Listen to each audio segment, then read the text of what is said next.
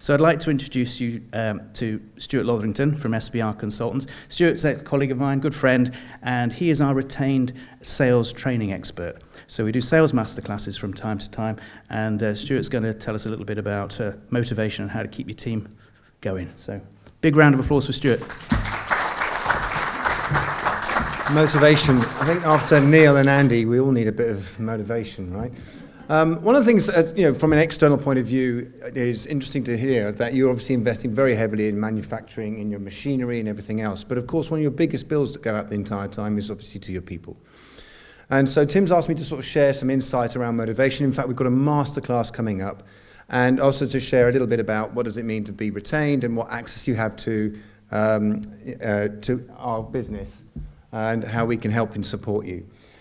So first of all, SBR Consulting is a sales revenue generation organization. It sounds like there may be some need to do that. One of the things we always love about an impending recession is that people can either just put their head in the sand, or they can actually turn around into have a much more of a focus around actually how do we do something about this? How do we compete against the rest of the competition and make an impact?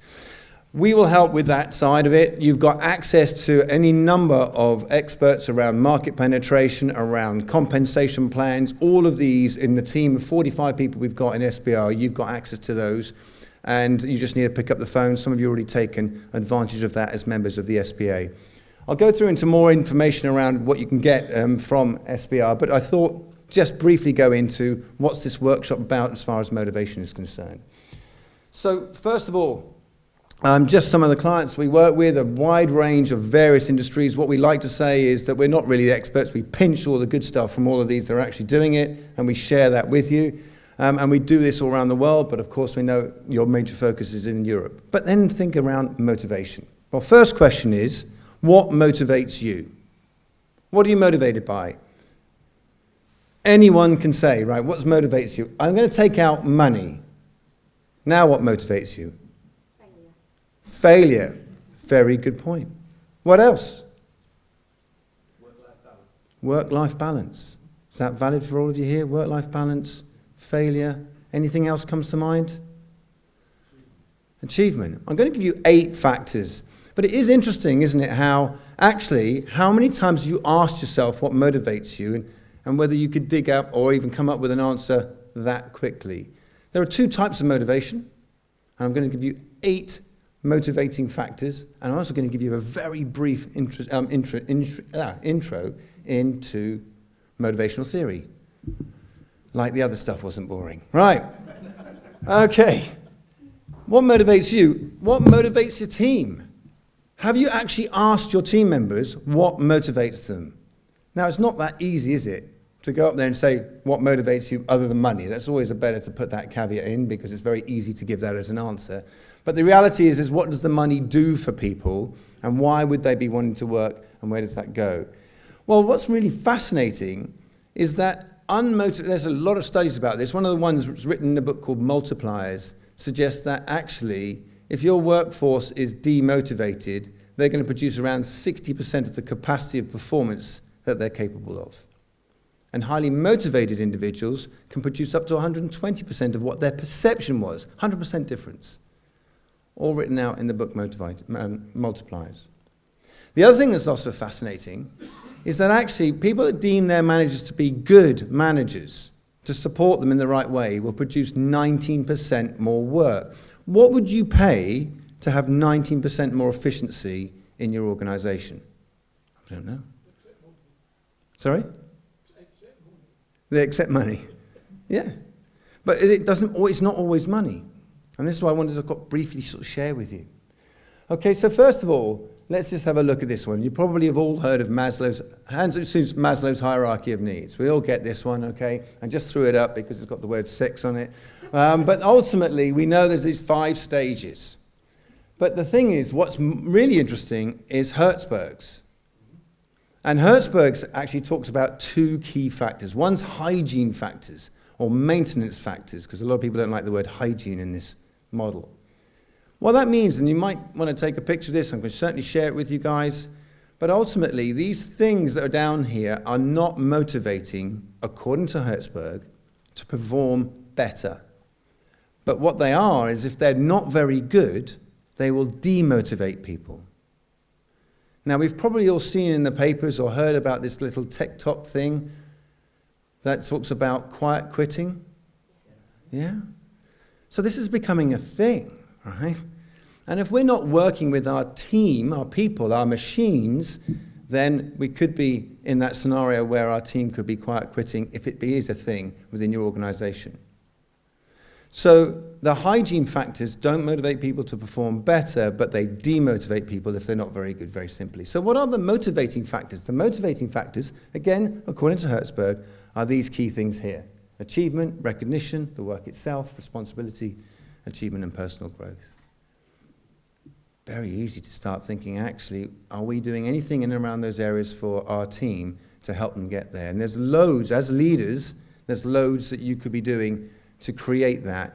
And the simplest thing is actually to talk to our team about it and uncover that, what motivates them. Now, what's interesting is that when I was talking to a bunch of managers last week, and they said, Stuart, that's a bit weird, going up to someone in a one-to-one, so by the way, what motivates you?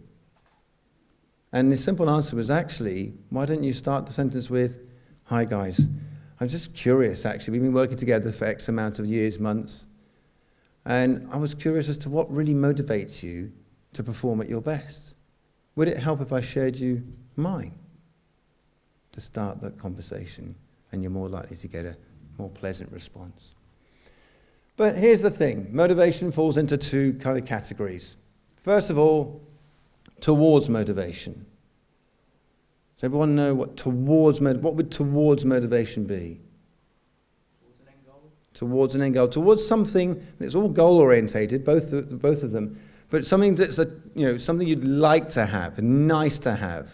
What would be nice to have for that individual rather than your motivation? And of course then the things that you want to get away from. To your point, what was the one you said? Fear of failure. Fear of failure is an away motivation. Now, most entrepreneurial individuals will fit onto the towards or identify strongly with the towards, but actually, when surveys are done, most people are 50-50. It's really split. So adapting what motivates people is one way to really get higher performance around there. So I'm just going to briefly go through to help you with your creative minds and then encourage you to come along to the masterclass on how to help and support individuals with some degree of motivation. Now, there is a valid argument that you can't motivate anyone. The motivation is actually all internal. That may or may not be true, but what I can assure you of, and back to the history that Tim and I had when we started our sales careers 30 years ago, is that you can unleash that motivation. So I'm going to give you some tips around unleashing that motivation, but the first thing is working out what motivates you and whether you identify with any of these things here. So first of all, a thing. Have any of you been motivated to own a thing? Yeah? And what does that picture? Can you imagine if you asked somebody in your team to own that thing and there was some sort of track or performance level that you could help them get that thing? That's one of them. I only put the sailing boat on there because I know Tim likes sailing boats. Right? An event. Did we get motivated by an event? What sort of event would we get motivated by? A concert. I think, are there any football fans in here? Okay. You get motivated by an event. You might get motivated if you're going to go to a wedding to look a bit sharp. You might get motivated to lose some weight to go on holiday. These are all events that you get motivated by. What is it that's actually creating that motivation? But what are the events that are taking place in your firm that people could get motivated by? Some sort of critical event that you're going for. A promotion could be something in there that comes in later. But going for certain goals and sharing those with the team is an event. And then you could have some degree of celebration around that event. A place. Anyone motivated by places? Visiting places, going places. A lot of us like to travel, as is seen by your data on the fact that the consumers are all gone traveling now and no one's buying anything. there was definitely a pent-up demand. All the B2C environments that I've been working in, everything tanked in August because there's been so much pent-up demand.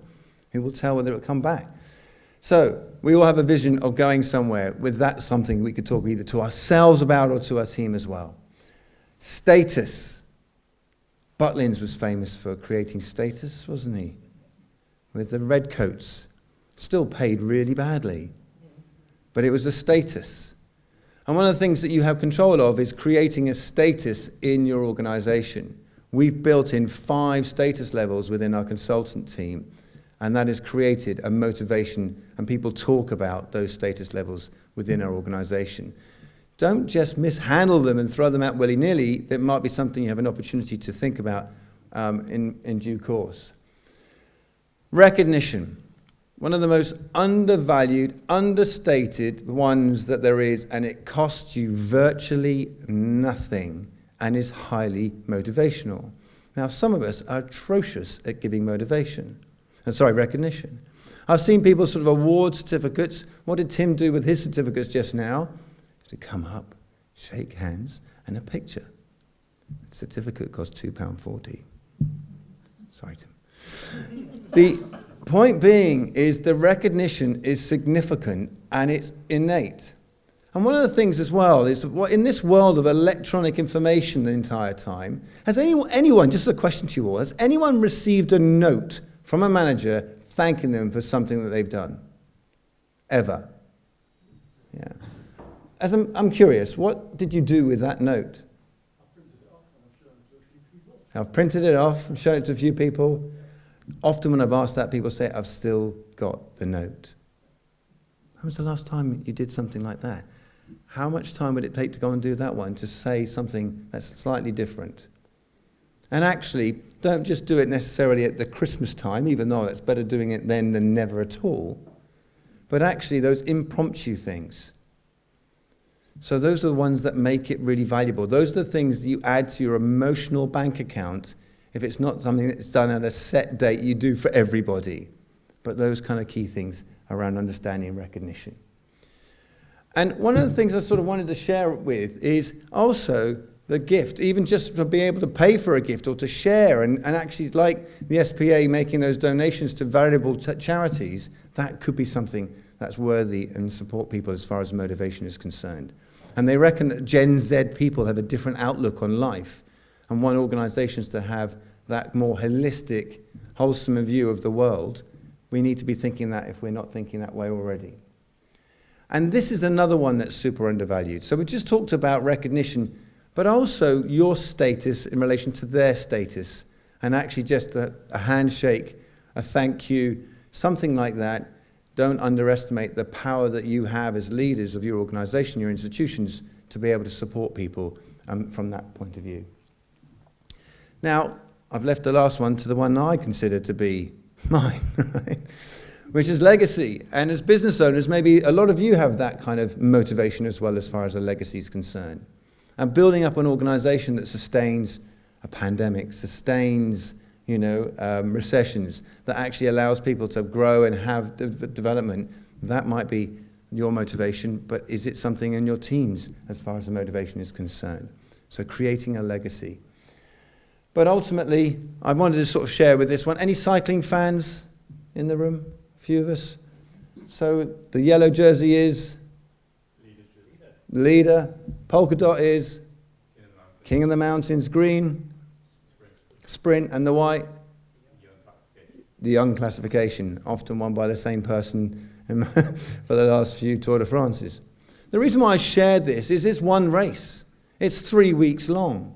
And yet there's 4 categories that people can get excited to go for, and a first to 10.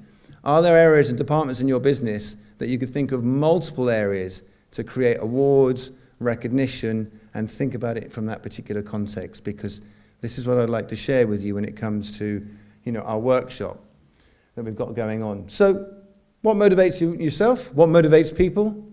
Don't just think of Maslow's, but Hertzberg's thinking is probably a lot more useful for you to think around actually what you can contribute to.